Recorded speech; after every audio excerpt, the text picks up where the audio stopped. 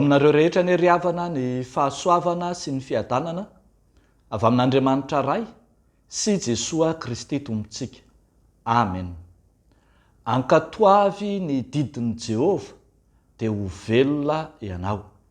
Ankatoavy ny didin'i Jehova dia ho velona ianao. Bokin'ny Deutéronomie 9 andininy voalohany hatramin'ny 9 no mofinaina voalahatra ho antsika anio. Vakitsika amin'ny anaran'i Jesosy manao hoe: ny lalàna rehetra izay andidiko anao anio dia tandremo arahinareo mba ho velona ianareo ka hiamaro sy ary hiditra sady handova ny tany Kanana izay nianianan'i Jehova tamin'ny razanareo omena azy. Ary tsarovo ny lalana rehetra izay nitondran'i Jehova Andriamanitra ho anao tany anefitra izao 7 taona izao, ampanetritena anao sy hizaha-toetra anao ary ahalala izay ao am-ponao na hitandrina ny didiny ianao na tsia. Dia nampanetritena anao izy ka namelanao noana dia nanome anao ny mana hohaninao izay tsy fantatrao na ny razanao ampahafantariny anao, fa tsy mofo ihany no iveloman'ny olona, fa izay rehetra aloky ny vavan'i Jehova no iveloman'ny olona. Ny fitafiana teny aminao tsy rovotra, ary ny tongotrao tsy mivoto izao 7 taona izao. Koa aoka ho fantatrao amin'ny fonao fa tahaka ny fananaran'ny olona ny zanany no fananaran'i Jehova Andriamanitra ho anao, ary tandremo ny didin'i Jehova Andriamanitrao mba handehananao amin'ny lalany sy hatahoranao azy. Ray masino, manamasinanay amin'ny fahamarinana, ny teninao no fahamarinana. Amen. Ankatoavy ny didin'i Jehova dia ho velona ianao. Taoriana ny nanafahan'i Jehova Andriamanitra ny zanak'Israely tany Egipta dia nomena lalàna maro samihafa izy ireo mba ho tandremany, mba ho arahana zary lasa afi-tsy-piainany ny olona afaka, satria olona navotan'i Jehova ireo. Amin'ny maha olona afaka azy araka izany dia rariny sitsiny raha ny lalam-panafahana ao amin'Andriamanitra izay nitondra azy no ho tandremana sy ho ankatoavina. Ambaran'ny Mosesy izay nirahan'Andriamanitra hiteny amin'ireto vahoaka ireto mihitsy fa miantoka ny fahavelomana, io fankatoavana ny didy sy ny lalàn'Andriamanitra io. Ampatsiahivon'ny Mosesy amin'ireto vahoaka ireto mantsy fa ilay Andriamanitra izay manome ny lalàna dia tsy hoe Andriamanitra te hifehy na anao didy kofehy lehibe, anao didy jado na eo amin'ny vahoakany fotsiny, fa Andriamanitra miantoka ny fahaveloman'izy ireo.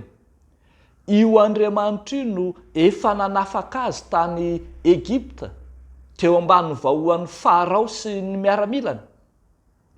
Io Andriamanitra io no efa nitantana azy niampita ny ranomasina mena ka niantoka ny fahavelomany tamin'izany. Ary mbola io Andriamanitra io no nandray an-tanana feno ny 7 taona tao anefitra. Tao 7 taona izay azo lazaina fa fiantohana feno sy maharitra, tena hoe assurance vie mihitsy no niraisin'Andriamanitra ho an'ireto vahoaka ireto. Dia hitantsika tsara fa lalana mahagaga no nitondran'Andriamanitra azy. Andriamanitra no niantoka ny sakafon'ny vahoaka enina tsisa nandritra ny 7 taona. Asa izany raha ho hitan'ny kajiny masinina calcule atsika ny hoe sakafon-dray andro ny olona anankiray ohatrinona dia ampitomboana enina tsisa farafakeliny dia avy eo mbola ampitomboana 70 taona tsy tanavanavana ary mbola mafisina azy fa ny fitafiana teny akoditra dia tsy rovotra ny tongony tsy mivoto any amin'ny dikateny any amin'ny boky hafa dia ampiany hoe ny kapa tsy rovotra tena fiantohana feno sy maharitra no nataon'Andriamanitra ambara fa tsy mofy ihany no ivelomana fa ny teny rehetra fa izay rehetra aloky ny vavan'Andriamanitra dia ampatsy hivina nyreto vahoaka ireto zany ndrao hiala amin'ny zany didin'Andriamanitra zany izy ireo dia hiavonavona ny fony dia ahita loza amin'Andriamanitra izy efa tsy injony Mose sahady fa loza no azo azy ireo raha tonga miavonavo eo anatrehan'Andriamanitra indrindra ane ka hiditra ny tany Kanana izy ka mahita ireo sakafo maro samihafa toa mety ny fiainana toa miadana ny fiainana dia anadino an'Andriamanitra tonga hiavonavona dia ampitandremo mahafatratra fa fahafatesana no ateraka izany.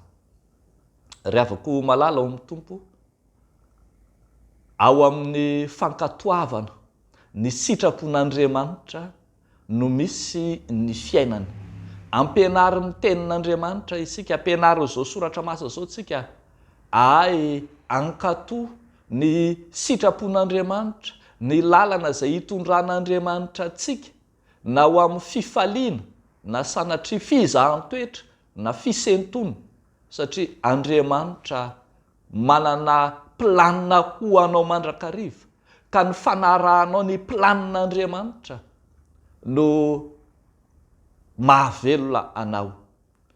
Tsy ahivontsika ry havako fa olona afaka no nomena ireto lalàna ireto.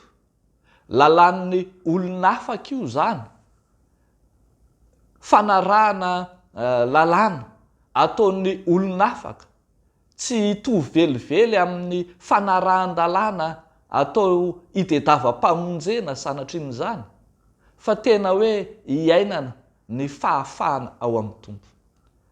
Jesosy Kristy dia mampianatra antsika fa ny fitiavana an'Andriamanitra sy ny fitiavana ny olona no didy lehibe indrindra ary dia mitarika antsika izy hiaina zany didim-pitiavana izany. Izany no loharanony fahavelomana ho an'ny mino rahateo. Hoy izy mantsy any amin'ny Jaona manao hoe raha mitandrina ny didiko ianareo tahaka dia hitoetra amin'ny fitiavako tahaka ny tandreman'ny raiko sy ny toerako amin'ny fitiavana. Zava-dehibe ho antsika zany ry havako malala ahafahantsika miverina indray amin'ny fanarahana ny sitrapon'Andriamanitra amin'ny fanarahana ny fitiavana ao amin'Andriamanitra amin'ny fanarahana ny fitsipika sy ny tenin'Andriamanitra izay omeny ho antsika. Ambarany izao soratra masina izao fa tahaka ny fananarana ny zanaka ao an-trano no ananarana atsika mba tsy hivily na ho amin'ny ankavia na ho amin'ny ankavanana fa hiaina amin'izay efa nampianarin'ny Tompo atsika mandrakariva isika. Evero ary ry havako ankatoavy ny didin'i Jehovah dia ho velona ianao loharanom-piainana ny ho an'ny olona afaka ny fanarahana ny sitrapon'Andriamanitra. Dia n'Andriamanitra irerian'ny voninahitra. Amen. Hivavaka isika. Andriamanitra misaotra anao izay ny amin'ny lalam-piainana izay atolotra ho anay indray fa ao amin'ny sitraponao Tompo no misy ny fiainana ho anay.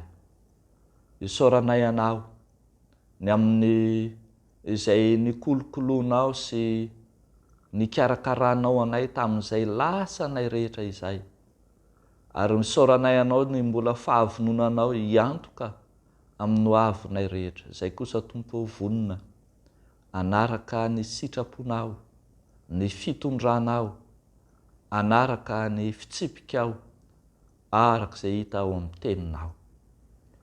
Apetrakay aminao zao herinandro vaovao zao, ho herinandro mpitahiana ho anay tsiraray avy. Dia amin'ny anaran'i Jesosy Kristy Tomponay, anaovanay izany vavaka izany, misaotra raha io. Amen.